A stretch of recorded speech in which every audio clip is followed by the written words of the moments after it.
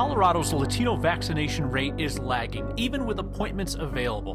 A conversation tonight about why that's happening and some real ideas on how to fix it. Our state's population grew at twice the national rate, which means we get another seat in Congress as a treat. The treat for Rockies fans is the departure of the most disliked man in that front office. A former fan reflects on whether this is his invitation to get back on the bandwagon. Your pandemic reunion photos are keeping us going. I'd like to tell you about my own. And art with real power. I love doing a painting that I can hit somebody with, like, hit them really deep. Because this bit of Colorado is gone. For now. All that is next. Truckers, you are not down yet. You know those signs as you're coming down the hill on I-70. It's a warning not to get complacent at a critical moment. Same could be said about vaccinations in Colorado right now. Demand for the shot is decreasing as more Coloradans get vaccinated, yet there continues to be a serious disparity in the vaccination rate of the Latino community. You hear about hesitancy, but access and opportunity for the vaccine are probably better ways to describe the issue and the solutions that our Steve Steger heard about from community leaders.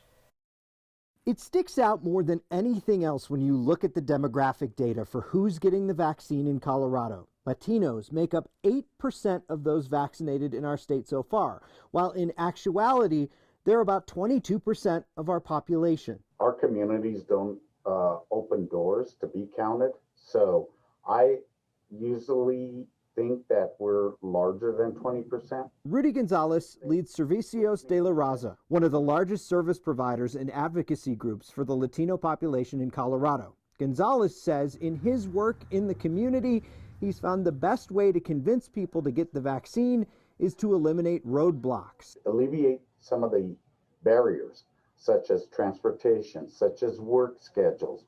We work 6 days, maybe 7 days a week. That work schedule is a big one. Only 11% of our communities can work virtually remotely. And so think about that. Think about it. You probably need a day off to get the vaccine, and another day if you have any side effects. And if you need a second dose, 2 more days. That means understanding from employers. It's got to be figured out with the service industry, with agriculture.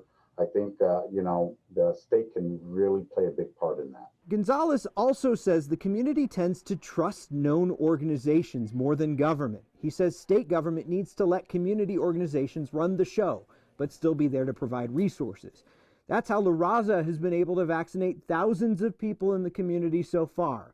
With efforts like that, he believes the state can bridge the gap. I think it will, but I think it takes absolute consistency. And again, that takes absolute consistent resources. So the state is laser focused on this issue. They're ramping up more of those mobile clinics to try to meet the community where they are, making it easier to get the vaccine. They do point out that the Latino population has a smaller share of older Coloradans who were eligible for the shot earlier on, which may be throwing off the current number just a little bit.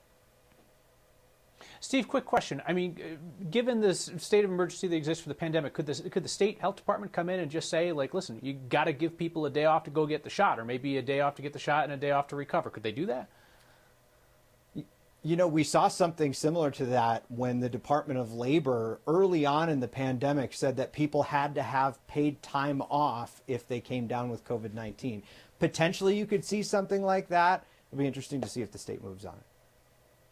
We are going to start rolling out and working on a educational campaign about vaccine. And with that, we are planning on using Fremont County residents to help us educate their peers and other residents in Fremont County and utilize them as a way to build trust in our communities in Fremont County. So, Steve, there is a separate that was a little bit early that has also impacted vaccine uptake in Colorado. where you describe issues of access and opportunity in the Latino community with a separate issue that's very intertwined with politics, where people are believing misinformation, and that is the barrier to getting the vaccine. That's what she was talking about there. Yeah, she was talking about this conservative hesitancy that exists in Fremont County, another topic that we kind of delved into today to look into what's causing that. I talked to a lot of public health directors. They say the problem with this tends to stem from social media and misinformation. Just a lot of people getting a lot of information thrown at them from different sources that may not be accurate. A lot of public health directors tell me that they spend a lot of time combating that misinformation. In Fremont County, you heard her talking about a relatively interesting idea. She wants to use influencers in the community, people who can step up, who are trusted and say, I got the vaccine and it worked for me, and watch me through this process if you have questions about this, and that might try to get people on board. Steve, thank you very much. Apologize for talking over you where things got confused there. I want to look at the whole vaccine picture in our state right now. A bit more than 29% of our state's population has completed the vaccine process. That is more than 1.7 million people. 808,000 Coloradans are still waiting on their second dose of Pfizer or Moderna, so they're halfway home. And 20% of the state can't get vaccinated because they're too young, so we grade them out there on the chart. Colorado's gone back above 600 COVID hospitalizations for the first time in 3 months. We're now at 606 patients being treated in our state's hospitals, up 36 patients from the day before, up almost 100 from the same time last week. Our average test positivity rate just went over the 6% mark for the first time since January. Yesterday's single-day rate was 7.9%. Hospitalizations and positivity, it's cases in younger people driving those surges. More people in Colorado means more power in Congress. Census numbers released today give Colorado an 8th congressional seat, as states like New York and California lost a seat each. Colorado's growing at twice the national average. Population increased 14.8% over the last decade. We went from 5 million Coloradans to nearly 5.8 million of us. She got Texas, Florida, Montana, North Carolina, and Oregon gaining seats in Congress, along with New York and California losing. Illinois, Michigan, Ohio, Pennsylvania, and West Virginia lost seats. We do this dance with the census numbers once every 10 years. This is a unique ritual that has occurred only 23 other times in American history. I assure the President that the census was complete and accurate. Got to get some stuff up on those bookshelves to balance out the shot a little bit. For the first time, there's an independent commission in Colorado that's going to draw the new lines, including the new 8th district. The commission's 4 Democrats, 4 Republicans, 4 unaffiliated Coloradans. You may recall they voted to remove their chairman after we reported on his history of promoting election rigging conspiracy theories. Republican Commissioner Danny Moore is still on the panel, but all the rest of his peers unanimously agreed that he should not be leading their discussions and speaking for the group. You know, you or I, we would not lose our jobs for being bad at baseball, winning baseball games. But that was Jeff Bridich's job, and now he's out of it, leaving the Rockies after 17 years, nearly 7 seasons as general manager. I am certain that Jeff Bridich did many wonderful things for a lot of people, but he's going to be remembered as the guy who fouled up the relationship with Nolan Arenado and then paid the Cardinals to take the Rockies' best player. The biggest Rockies fan on our staff used to be our video editor, Jeff Sawtell. Boy, it has been hard to be a baseball fan around here the last few years. I mean, sure, we've had losing teams in the past, but we've never had a front office that was so obvious that they didn't really care how the team was doing, as long as they sold enough tickets to people who just wanted a nice day outside. That's exactly why Nolan Arenado asked for a trade. The team just didn't care about winning anymore. It's also why I stopped being a Rockies fan, which is a big deal because I have a lot of history with the team. I just couldn't bring myself to show any sort of support for this management. So I wish the players themselves all the best, but I boxed up my hats, put my jerseys in the back of the closet, tried to ignore the team. And I did a good enough job of it that I didn't even notice that Bridich had stepped down today until a friend texted me about it. So how do I feel about the news? Party to the sunrise. Now there's still a long way to go, but you know what? Man, it feels good to wear this again. It's good to see him back in the hat. Hey, a message for you was passed to me today from the folks at Colorado Search and Rescue. You raised more than $47,000 in last week's Word of Thanks campaign to fund the wish list of volunteer search and rescue teams across our state. There's one in each county.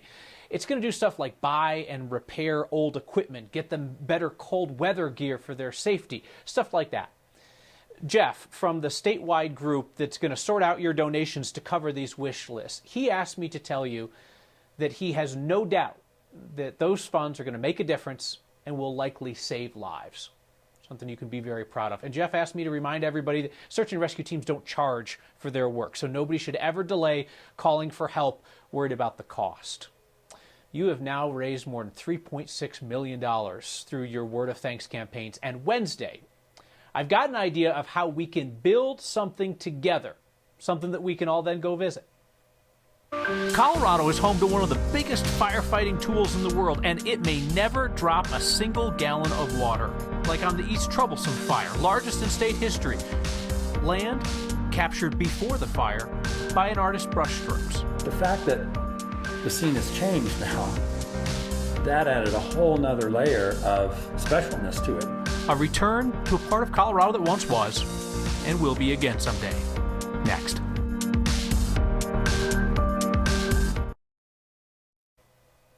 The global supertanker, that massive firefighting plane based in Colorado Springs, could end up leaving the firefighting business before it is ever used in Colorado. Alterna Capital Partners, the supertanker's owner, confirmed today that that Boeing 747 firefighting plane is going to be grounded until further notice. It's just a money thing. The company says that some technical upgrades to the plane and the way that their contracts only pay when they're called out, it means they're having trouble meeting their financial goals. The company says it's considering selling that plane or refitting it as a freighter. Alterna Capital says that the pandemic has increased the value of those freighter aircraft. Despite the supertanker being based here, it was never used here, even during last year's record wildfires. The supertanker and its 19,000-gallon capacity, it was often on contract out in California. The state office that fights wildfires has its own smaller planes, and they told us that their focus now is buying a $24 million Firehawk helicopter that would be able to work at high elevations. That won't be ready until next year, so a different helicopter will be leased by the state until then.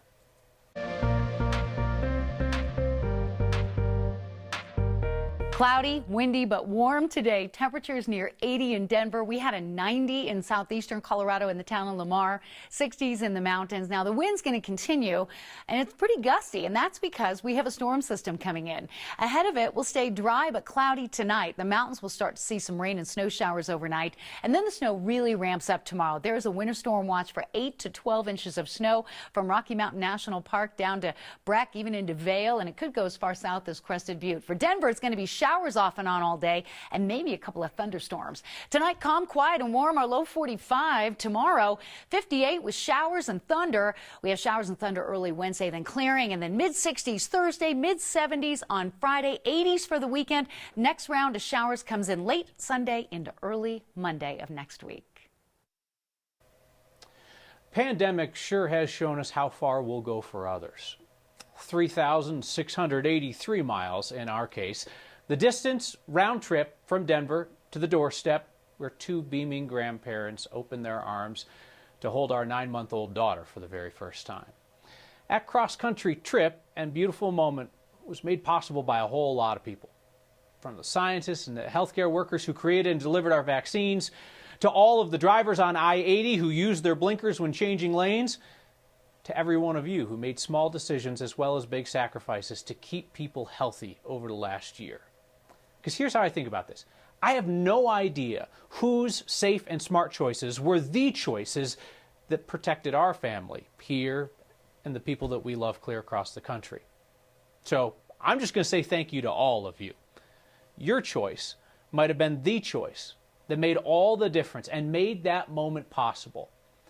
So on behalf of a 9-month-old and her 2 grateful grandparents, thank you. Colorado's landscape is always changing, sometimes in a flash of flames and a gust of wind. This was that one special day that I can't repeat. And so I try to capture that moment in a painting for forever. A landscape, history, kept alive in paint. Next.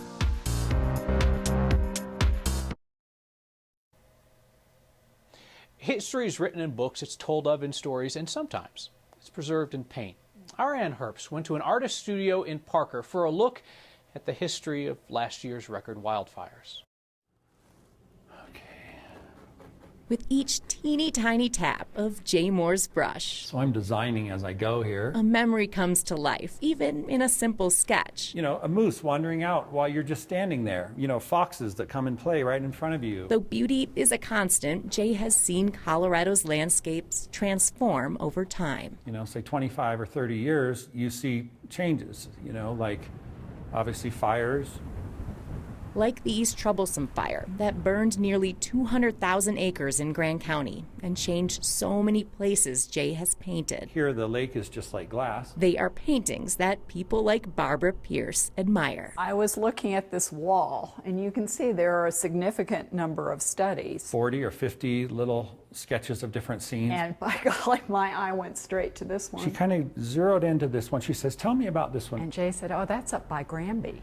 And Granby is a special place in my life because I spent many summers there with my family. And so I told her, you know, that was from the area that had burned up by Granby, and that scene doesn't exist anymore. And you know, we all started getting goosebumps, and so I'm like, okay, let me get to work here, and I'll show it to you when it's finished. But the feeling is there, the sunlight, the sparkle. Barbara knew she needed to buy it the instant the paint had finally dried. I am a lucky girl because I'll get to see this every single day. I love doing a painting that I can hit somebody with, like, you know, hit them really deep. A snapshot of time the fire can't take away. It will return in a different way, but it will come back and we will all be able to enjoy it again. In the meantime, Jay will help us remember. That's why I get up in the morning and paint every day. And let his brush do its magic. And the rest seems to take care of itself. Until nature does hers. For Next, this is Ann Herbst. Jay plans to continue to paint his favorite Colorado spots even after some of them were changed by fire. The first stop is going to be up near Grand Lake in Rocky Mountain National Park. It's a 1-horsepower engine and a weekend adventure. It's the most Colorado thing we saw today. Plus your feedback next. Out for a weekend ride with the sun shining, the wind in your hair. That's the most Colorado thing we saw today. Also, it is a horse-drawn carriage. I should have been more upfront with that information. Mike spotted the sweetest ride on 4 hooves, moseying down 4th Street in Berthoud on Saturday. Decided to snap a picture for us. I imagine that you do not need plates for that vehicle, but it probably would also automatically qualify for one of those Pioneer vanity plates. If you see something that says Colorado to you, be like Mike and email next@9news.com or get our attention with the hashtag #HeyNext. Thank you for all of the welcome back greetings. Ramona among them wrote in to say welcome back. Said that the stand-ins on this program did a fantastic job. Indeed, I heard quite a bit about that. So my thanks to Anusha Roy and to Jeremy Hohola and to Marshall Zellinger and to Steve Steger for holding down the fort and taking care of business while I was visiting family. Vicky wrote in, said, welcome back. I have a suggestion. You should hang some of your daughter's artwork on the wall behind you underneath the window. Vicky, that was such a good suggestion. You tweeted this to me during the commercial break. I went up and got this. My daughter told me to take this picture to the Steve station. That's what she thinks TV station is pronounced as because she thinks that Steve Steger owns it.